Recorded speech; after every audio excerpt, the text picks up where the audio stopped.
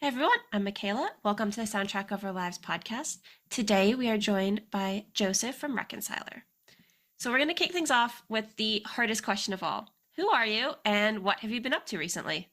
My name is Joseph Lazary. I play guitar and sing in Reconciler, and I've been up to a lot recently, I guess. Reconciler's based out of Atlanta, and I've lived in Atlanta for the last 17 years or so. But I just moved down to the Alabama Gulf Coast about 3 months ago. So my entire life is changing very rapidly, hmm and we're trying to figure out band dynamics, life dynamics. I'm a visual artist, custom furniture maker in my day-to-day life. So I'm like transitioning that side of my life down there as well. So yeah, a lot. Yeah, that sounds very stressful. Yeah, and we have a 7 inch that comes out tomorrow as well. Yeah, that's exciting. Do you want to Yeah, talk about that? I would love to. It's 3 songs that are certainly a group of 3 songs, but I think this 7 inch kind of serves a little bit as a bridge from our last record and where we intend to go from here, hmm if that makes sense. I think sonically it's a little bit different, but yeah, I think it's kind of just furthering our journey a little bit. And I'm definitely excited for this little trailer for where we're going to come out into the world and see how people feel about it. hmm What kind of prompted the change of the music? Well, I don't think, I mean, it's not like we like changed genres or hmm anything, or like now we wear masks and we didn't before or anything like that. It's nothing huge. I think it's just like if you're a band and you're trying to write, keep yourself excited and keep exploring and stuff, you're always pushing against all the walls around you just to see where they really are. You know what I hmm mean? And as a songwriter, I think my starting point for most of my writing is me with an acoustic guitar alone, hmm and then the songs kind of grow into band stuff from that. That's not always how it happens, but that's kind of like my cruising lane for songwriting. And like, I think these songs are more like they're more like riff laden. They're songs that like could not be performed alone on acoustic guitar. You know what I mean? hmm So it's just a little bit of a different approach. That's a very exciting. Yeah, I can understand what you're saying about, kind of pushing the boundaries and wanting to try new stuff. Yeah. Yeah, you I don't want mean, to get bored with what you're creating. no, otherwise you feel, I don't know. There's a lot of bands that are successful, I think, that have been making the same record for 20 years. And hmm like, if they can do it, I guess it's cool. But like, it can't be super exciting to be, I don't know. We don't have the burden of like making much money. So like, we can do whatever the hell we want. You know what I mean? Like, so yeah. It's both a good and a bad thing. Yeah, yeah. Not making money sucks. hmm But yeah. So, how does being, a visual artist play into the music that you make? Honestly, I think the energy is much the same for hmm both things. I think like the energy that it takes to make a painting is the same that it takes to make a song. You know what I mean? hmm Like there's different motor skills involved, but other than that, it's really coming from the same place. And, I think more and more these days, I try to focus my art making, music making energy in the same direction. hmm I'm kind of like thinking about the same things, creating stuff about the same narratives, hmm if that makes sense. It Yeah, does.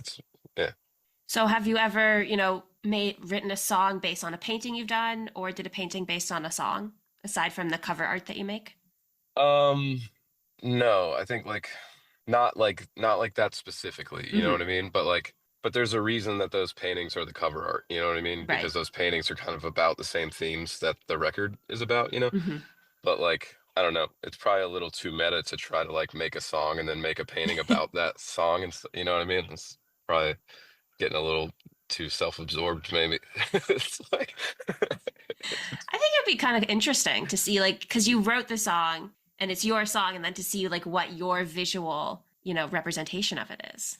sure. And I think on some level, I definitely do that. Yeah. Yeah. Um, and I think as far as like if it was very specific toward like a song though, like I would rather write a song and see somebody else make a painting hmm in response to it, or vice versa. You know what I mean? Yeah.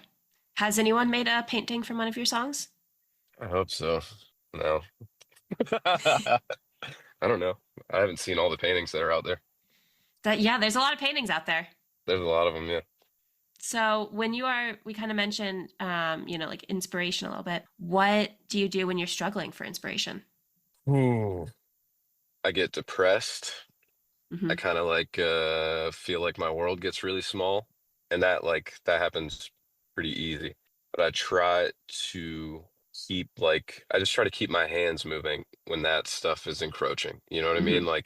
Like make anything. And I'm fortunate that I make a lot of different stuff. You know what I mean? So it's like, if I'm not inspired to write a song or I feel like blocked in that way, like I can just like make sketches for no reason whatsoever. Hmm. Like I can just write poetry that no one will ever see with no intention, just to like keep it going. I can go out into my wood shop and just make stuff, and that really helps like get me like centered again, Hmm. where I can like let that stuff flow, because I think it's more about being able to just like channel that stuff and being open to channeling that energy Yeah. than like being like struck by inspiration for me. I feel like that stuff is always out there in the ether. It's like just Hmm. about being able to stay open to it. Yeah, I feel like being able to take your mind off of it for a moment and focus on something else always helps. I have to. I have a pretty serious ADHD brain, you know what I mean? So it's Hmm. like in my creative endeavors, I'm like a kind of like a hummingbird, just popping back and forth between the things, and that helps me like keep it on the rails, I think. Yeah, me too. I always have like five different projects going at once or something. Yeah. It's like I start one and then I'm like, I don't want to work on this anymore. And then you go to the next, and then you come back, and eventually it all gets done. Yeah, for sure. Well, that's the hope anyway. So, for people who haven't seen you live, what would they expect to see? Um, we are unabashedly loud. So I think that's a thing to prepare for, Hmm. like every now and then, like people who are like on the periphery of our lives will be like, I'm gonna totally come out to your show, and it's like, oh, rad. And then they like get there and you can tell they're just like, what are you doing? You know. But yeah, so we're that. We also we really try to sew up a set very tight every night. We never really play the same set twice, Hmm. but like, we'll do ten songs in 30 minutes and stop maybe twice to tune. Every song kind of goes into the next one. Hmm. It's partially because I get weird about talking in between songs sometimes.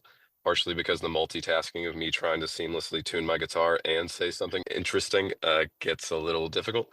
Hmm. Um, and I would rather just like blast through with songs than be like, watch this cool thing I'm gonna say, and then I like stutter through it while I'm trying to get an A string to be right. You know what I mean? Hmm. So yeah, we're loud and efficient, That's good. and hopefully entertaining and moving, and and maybe inspiring in some way. Hmm. Do you have a favorite show or a most memorable show that stands out? Yeah, for multiple different reasons, several. We like probably every kind of DIY centered punk band Hmm. that's toured has like epic stories about shows, because you just never know if the show is going to be the coolest thing that's ever happened to you or the worst thing that's ever happened to you, or somehow both. Like you just never know. But the first thing that comes to mind is when our last record came out at the beginning of 2024. Shortly after that, we toured Europe and the UK with our friends in New Junk City. And one of the shows that we played was in Hamburg, Germany, and we played on a boat in the Rhine River. Ooh. And this boat had like, not counting the crew on the boat, I think there were like 90 really drunk German punks on it. And this boat should have held like nine really drunk Oh German no. punks. Uh, it was absolutely insane, and I thought we were all gonna die, but it was like so crazy that like I will never, ever, ever forget that show. And like the people we were all packed in there like so tight that like the audience members kept accidentally stepping on my pedal board, Oh no. and so my guitar was just doing crazy shit the whole time. And at one point, like we hit like a big wave, and my pedal board was like in the middle of everybody else, and I didn't even have access to it anymore. It's like, so it was like we didn't sound good. like, but like, Hmm. so it wasn't my favorite show as far as that's concerned, but it was just like nuts. And like, had the boat sank, it definitely wouldn't be one of my favorite shows, but it didn't sink. And like, yeah, it was epic. It was crazy. Everybody had a really good time, and I'll never do it again. Yeah, that sounds crazy. Yeah, this boat, like, I don't know how big it was. Maybe a 50-foot boat. You know what I mean? Okay. Yeah. But like, 100 people shouldn't be on a 50-foot boat. You know what I mean? Yeah. You should at least have 1 foot of boat for every person, maybe. But Yeah. Oh, I'm just imagining it right now. yeah, it was crazy. Seems like fun, but yeah, probably something you only want to do once. Yep. Are there any shows that you'd want, or any places you'd want to play again, aside from not, the boat? Yeah, I mean, like, we want to go back to Europe and the UK so bad. Hmm. It was amazing. That whole tour was incredible. And, I think, at least for me, like, a huge reason to even like make this band and do this thing is like so we could continue to see the world in cool and interesting ways. You know what I mean? Hmm. So like, I'll go pretty much anywhere to play a show. If I get to like get there, find a place to eat, maybe find a cool record store, and then play a show that's fun to some people, like, it's awesome. Yeah. Whether it's in Wiesbaden or Omaha, it doesn't matter, like, let's do it. Are there any places you really want to visit? Well, we haven't played in Spain. I've been to Spain a couple times and I absolutely love it, but I would love to tour Spain. We've never played on the West Coast in this band here. Hmm. I would really love to do that. Hopefully we can make that happen at some point. But yeah. That's a lot of fun places. Mhm. Yeah, I've never been to Spain. I want to go someday.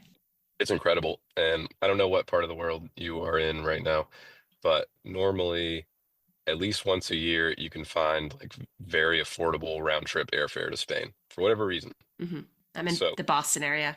yeah, you'd be able to get there for super cheap. Hmm. That's good Yeah, to know. and it's amazing. Like, probably direct from Boston to like Barcelona or something like that. And yeah, highly recommend it. Do you have a favorite place that you visited? Yeah, Barcelona is one of my favorite cities. Florence, Italy, Rome. Those are probably my three faves. Hmm. What do you like to do when you get to a new city? All the art stuff. I'm a total museum nerd. I try to Hmm. build in as much museum stuff as I can. That and record stores. Especially when we're on tour, Darren and I are both huge record nerds. Hmm. So like, we kind of have like, between the two of us, we have like every record store in every city we go to like mapped, you know what I mean? And like, we build in time, like, dude, if we don't leave by 10 a.m. today, we're not going to make the record store before load in. So we're like, that's how our tour works. Yeah. Do you have a favorite record store that you've ever been to? Ooh, that's so tough. There's a lot of them that I love, but yeah, I don't really have a favorite. I love Monster Music in Charleston, South Carolina. Like, anytime we go there, like, I have to hit that place. Sunshine Records in Gainesville, Florida is really great. Oh, Euclid Records in New Orleans, one of my favorites. We're playing there in a few days. I will definitely be there for sure. Hmm. So when you guys are on the road, do you leave, extra space for any records that you buy? Yeah, we have like we normally bring like large size record mailers with Hmm. us in the van so we can pack them in there. It's silly. Yeah. That's smart. You're planning ahead.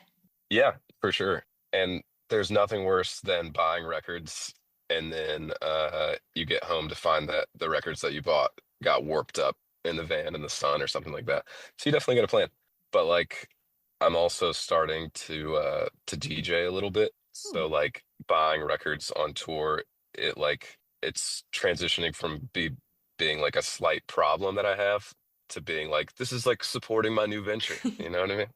So Do you have a favorite record that you own? no, absolutely not. No, I can't. I don't even know how to quantify that. No. How many do you own? Mm, I actually don't know that either. Not not as many as like super collector nerds for sure. Like, Hmm. several hundred for sure, but like, I don't know. I don't know how many records I have. I just had to build like new furniture to hold more of them though.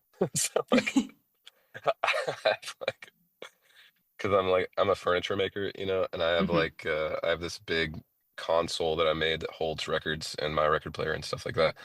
So when that thing got full, and that thing holds a ton of records, but when it got full, couldn't just put like an IKEA thing next to it. You know what I mean? Right. Like you gotta build. So I just did that. I don't know. That thing holds another like probably 150, the thing I just made.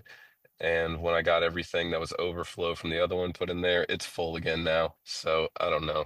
Yeah. What kind of records do you collect? I love punk records for Hmm. sure that like span from, 70s stuff till now. But Hmm. like I also love like soul records, old school R&B stuff.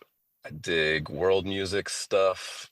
Like I love finding like strange compilations of very specific types of music from different countries. Hmm. I love that kind of stuff. Old blues records. I have a lot of classic rock stuff that I got from my dad, so like classic country stuff. I got a lot. Yeah. Yeah, so all genres? Definitely not all genres. Not There's a all. lot, Okay. there's a lot of them that I have no interest in at all, but several. Hmm. Yeah. Yeah, it seems like a wide range of music. Yeah, for sure. I just like good songs. Yeah. I think it's interesting that music can be so universal that you can like so many different genres. Absolutely, yeah. Like I would really love to start collecting hip hop records, but like my list is so long and everything else that I already have that I can't even like venture. There's so many to get. Yeah, you'd have to build another cabinet. Yeah, I already have to. How long does it take you to build the cabinet? I mean, these ones are like super complicated. There's a lot of like hand carving stuff. Hmm. So a long time. Yeah, so by As the time much, you finish, you'll have filled it. yeah, pretty much. But the records like piling up on the floor next to where they should be is that's like the motivation to keep pushing forward with getting the furniture done. Hmm.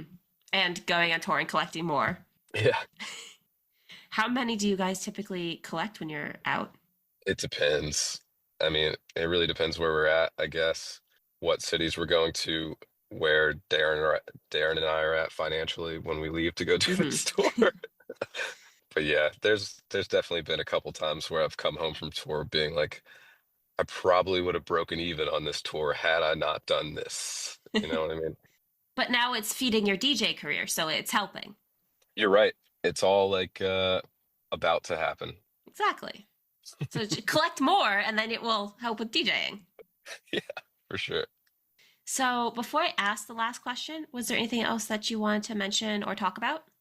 Well, just that the 7-inch comes out tomorrow in this life, which is March 7th. The songs will be digital on the streamers everywhere then as well. Hmm. And you can get the vinyl from us on this tour that will have already happened by the time this airs. And you can get it from our label, Smart Punk Records, even when this does air. And I hope you pick up a copy.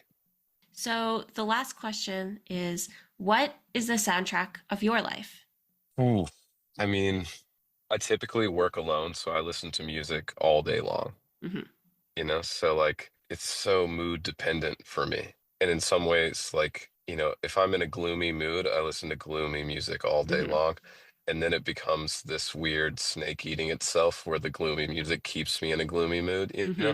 But yeah, so like it really depends what I need to do. If I get up and like really have to like hit the ground running, get into the shop, start milling lumber, doing like really physical stuff, Hmm. I just like while the coffee is brewing, gotta be like it's gotta be like killer rock tunes, like right out of the gate. Like Hmm.